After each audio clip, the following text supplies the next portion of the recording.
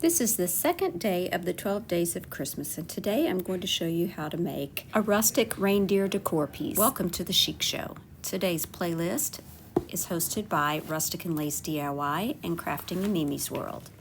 If you love reindeer decor, this wood round sign is for you. This is a wood round from Dollar Tree, and I'm just using Waverly Antique Wax to stain the front and the back. This little reindeer decor piece is also from Dollar Tree, and I'm going to remove that hanger from the top, and I'm going to take it outside and spray paint it with black paint. Once it was dry, I brought it back inside, and I'm using some of DIY's liquid patina iron paint.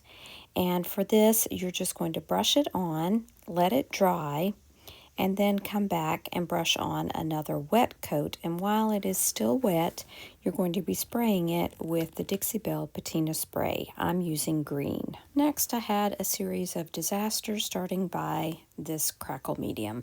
But I did paint that on the wood round, and then I coated it with ink chalk paint by Waverly.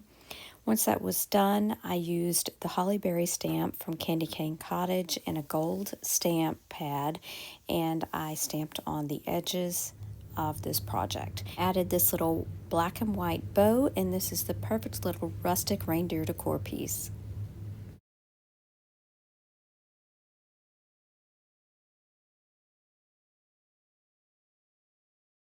For more inspiration, be sure and check out the playlist or this video right here. Thanks so much for watching. Remember to share the chic. Bye now.